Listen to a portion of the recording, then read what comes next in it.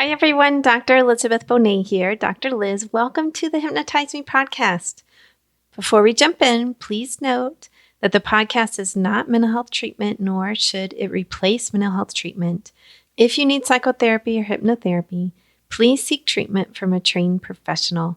I do hypnosis all over the world, so please feel free to contact me through my website, drlizhypnosis.com, DRLIZ hypnosis.com.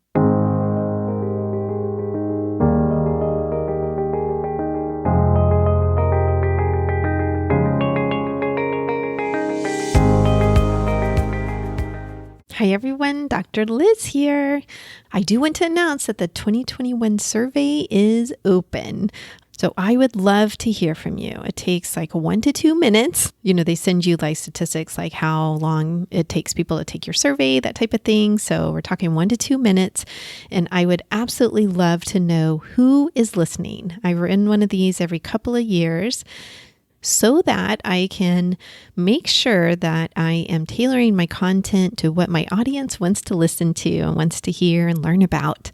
So please go over and take the survey. Okay, the link is not like super easy because I wanted to use Question Pro, but to get a custom link, I had to pay like $1,500 or something. And I'm like, no, thank you. So instead of trying to read it, which I actually did record that, and I was like, this is ridiculous. Like nobody's going to type that in while I'm saying it. The link is in the show notes. So you can see it down there. Click on it. I would love, love, love to have your feedback and know in general who you are. It is an anonymous survey, but I would love to know like how old are my listeners and do they have kids and how do they identify and all that good stuff. So please take 2 minutes of your time and go do the survey. Now, coming up is an interview with Elliot Roe. I have to tell you that he has just a fantastic voice. When I was doing the interview and then later when I was editing it, I just loved listening to his voice. And since we've done the interview, I have listened to his app as well. I've truly enjoyed it. He's going to talk about high performers in this interview. And what gets them to that level? How do you achieve at a higher level? And then he gives some practical advice about how to get to the next level of poker playing. So if that is of interest to you, stick around because it is in the latter part of the interview. Or I guess you could use the fast forward on your podcast player, whatever you like to do. So I hope you enjoy it. And I hope you enjoy his voice as much as I do. I know that's a pretty personal thing. Like some voices we match with and some we don't. And I'm sure an audiologist could tell us why that is. But having said that, let's jump in.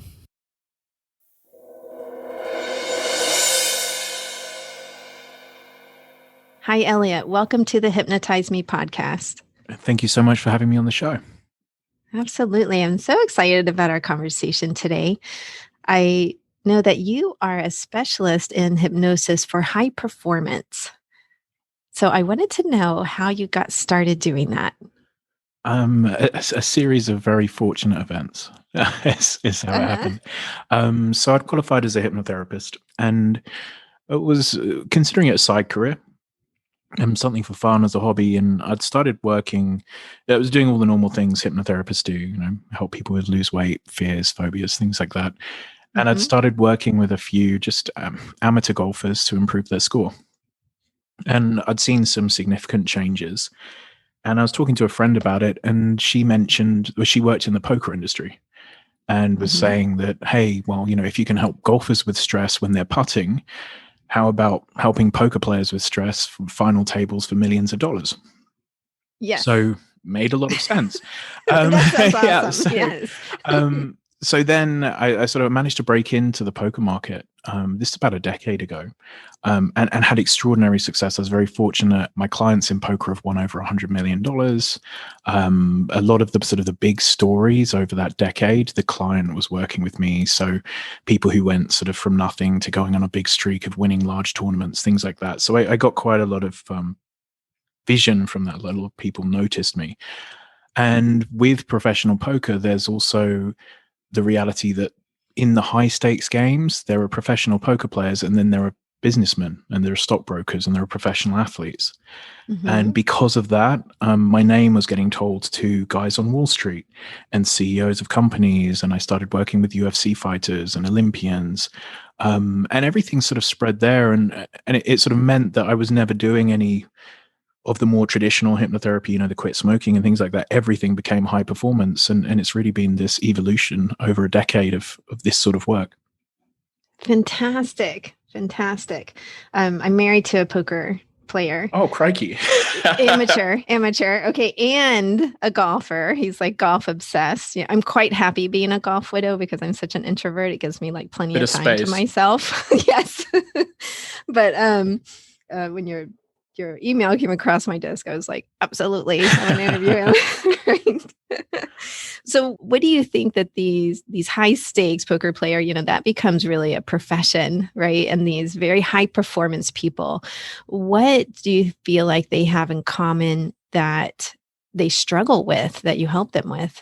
Well, what I've seen, from almost any area, I work with, as I say, high performers in poker and very high performers in business, running multinational companies, things like that. And everything seems to be a form of self-sabotage or self-worth. It just kicks in for people at different levels. And for some people, self-sabotage might mean you never make the national squad in a sport. For other people, that means the self-sabotage means they get the silver medal rather than the gold medal. And whether I'm working with a UFC fighter, a poker player, a CEO of a company, the sessions are all very similar. It's all about understanding why they're not valuing themselves in the way they would, and the fears of failure and the fears of success and the ego protection that's going on.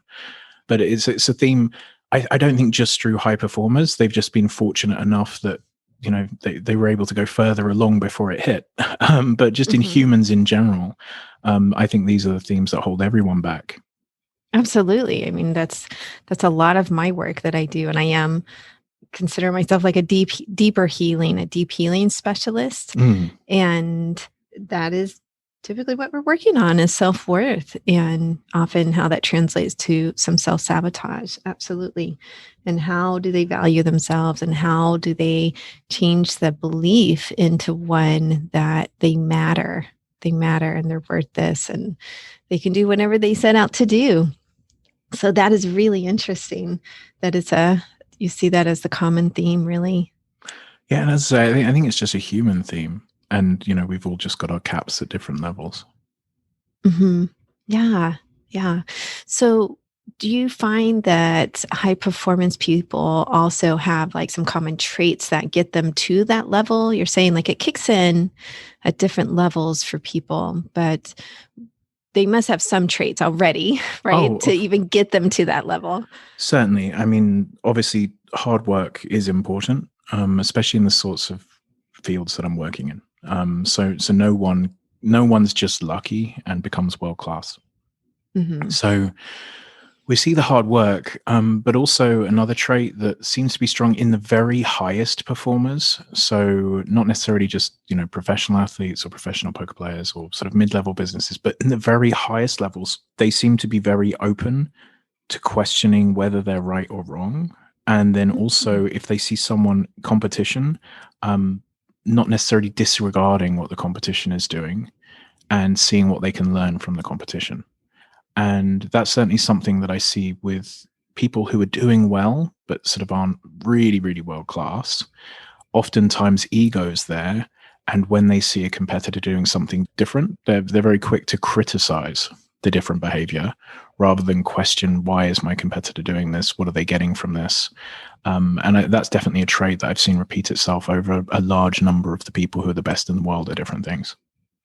That is fascinating. I'm like, really, when you're doing that, you're setting the ego aside at that point, right? It's not about them. It's more about like, okay, what are they doing and how can I learn from that? It's about a process, like an evolution, it's a full growth mindset. And from what I've seen, if you want to reach the very highest levels, it's important to be open-minded in that way. And, if we step back from it, it's quite logical. Mhm.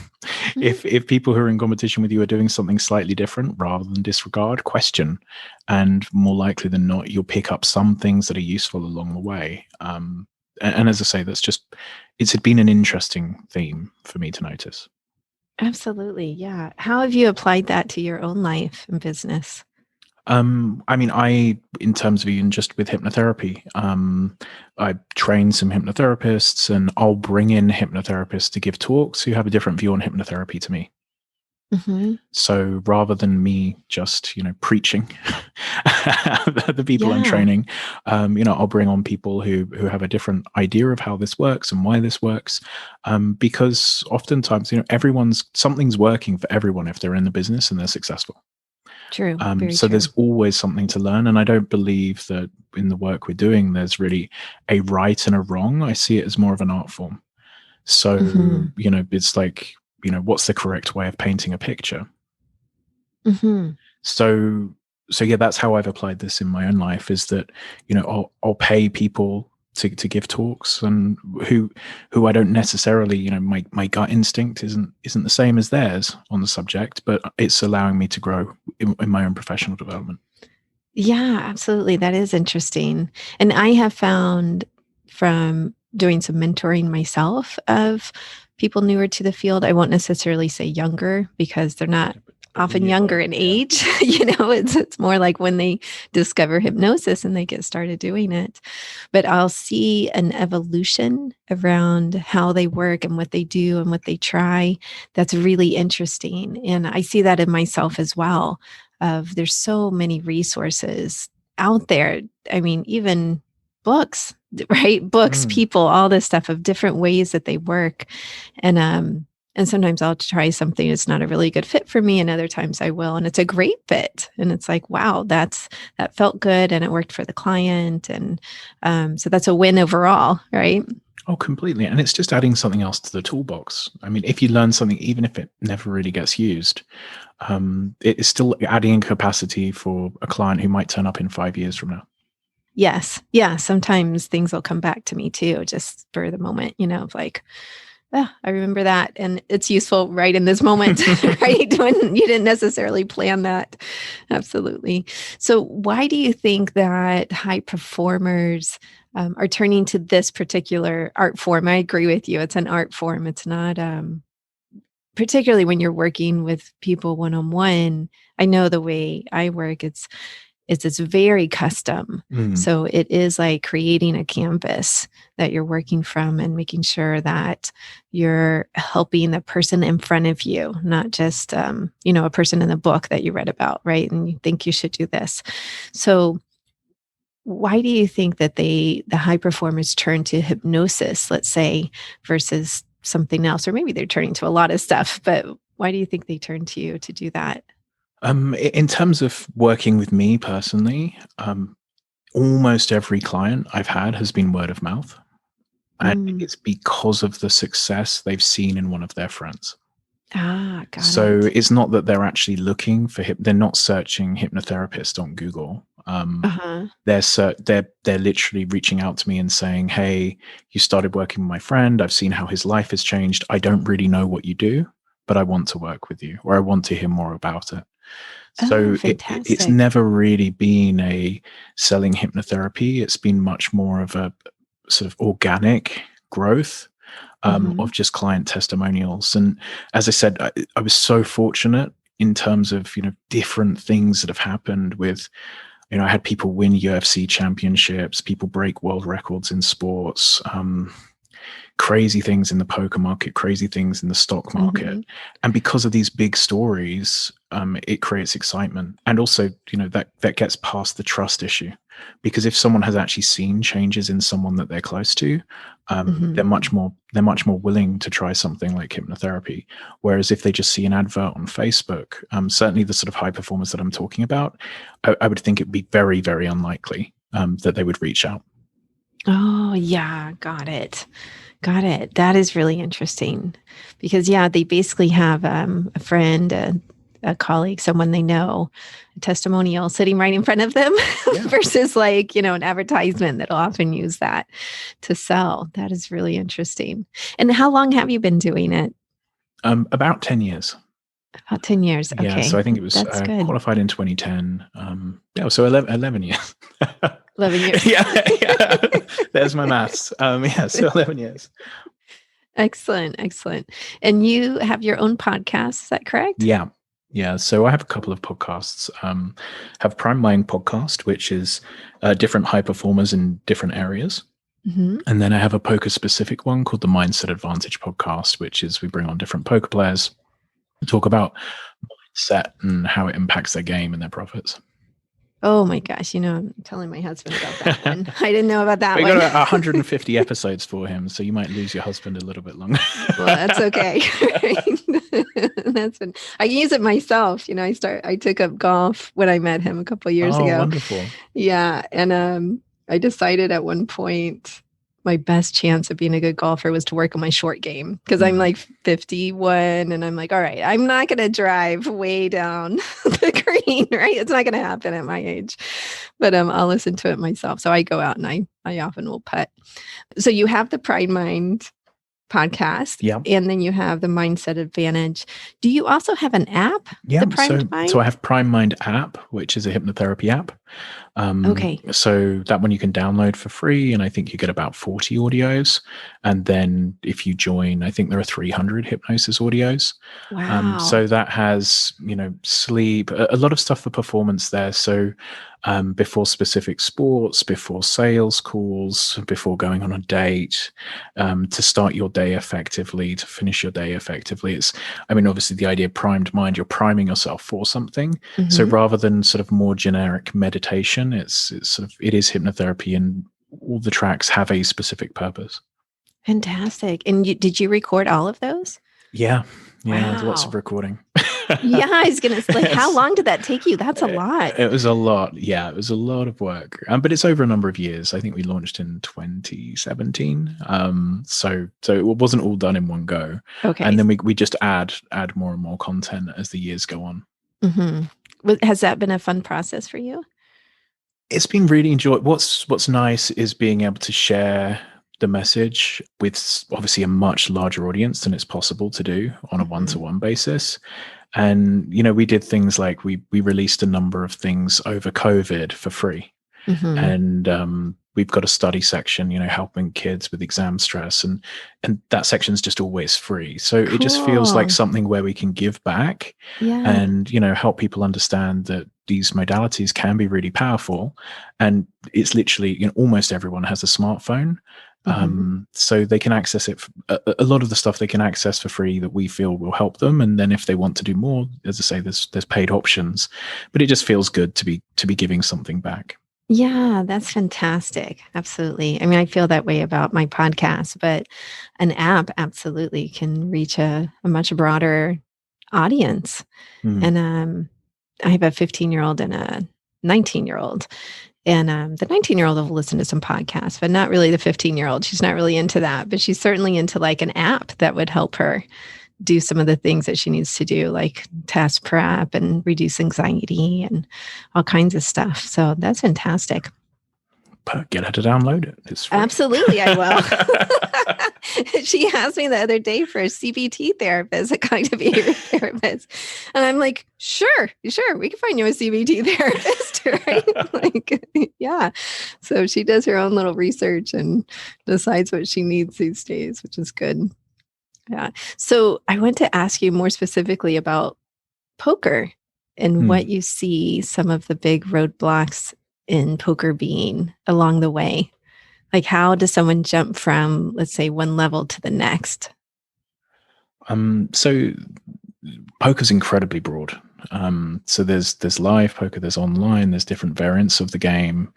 There are tournaments or cash games as well. And you get very different types of people. So there are a lot of recreational players who they're there for fun, and they might pretend they're winning money, but they know they're not. In the half-hearts. Yeah. You then get the semi-serious players who are working a job and they study a bit on the side, and they might be able to break even sometimes they can make a small amount of profit, but that's quite rare. And then you have the different levels of professional, which is anything from people making 20, 30,000 a year, playing very small stakes, all the way up to millions of dollars a year. Part of it is natural intelligence. I don't believe poker's an incredibly mathematical game, and I don't believe that just anyone could be successful. I personally could not be a world-class poker player, because of the people I've met who are truly world-class.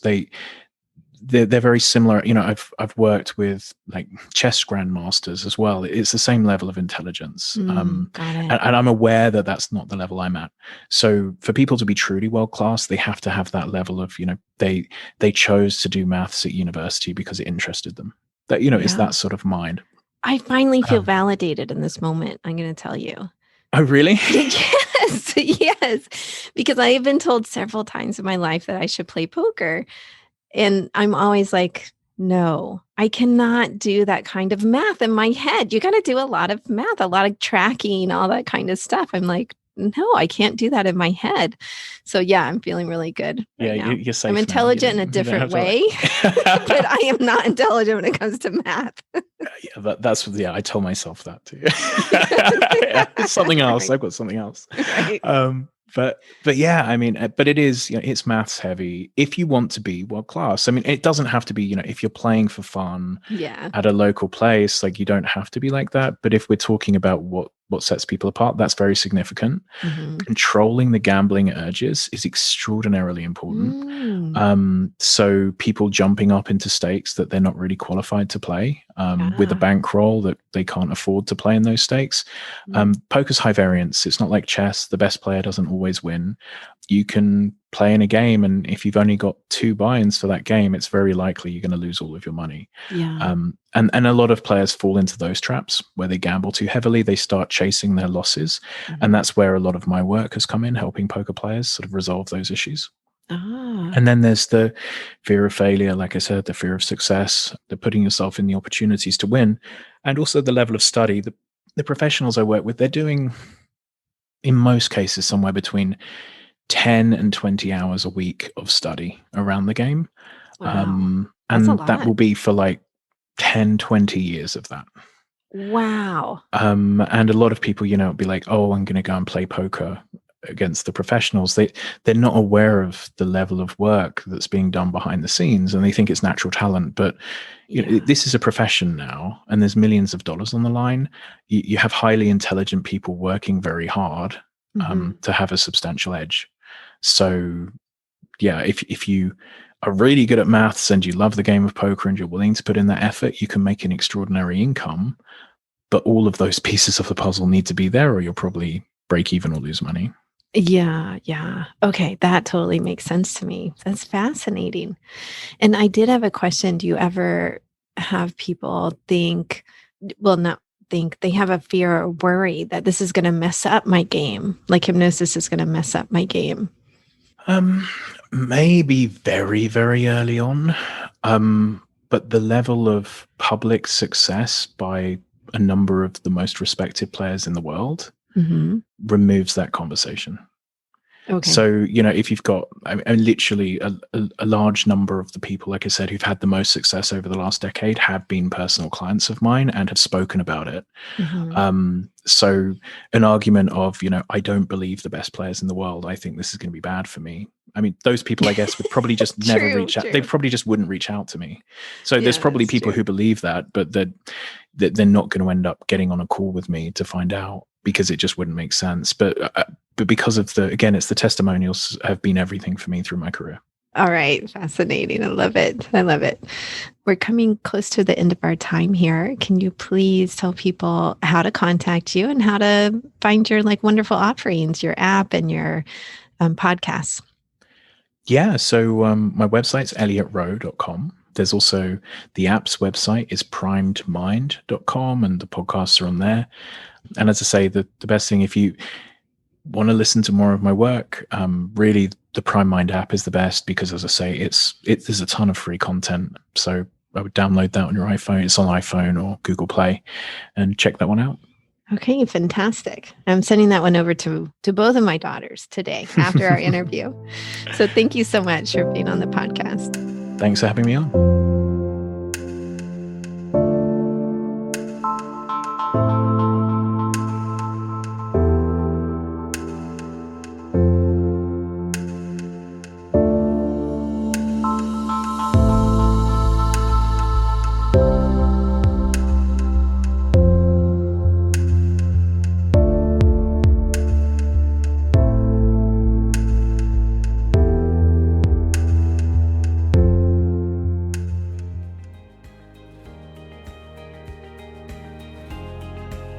I hope you truly enjoyed today's episode. Remember that you can get free hypnosis downloads over at my website, drlizhypnosis.com, DRLIZ hypnosis.com.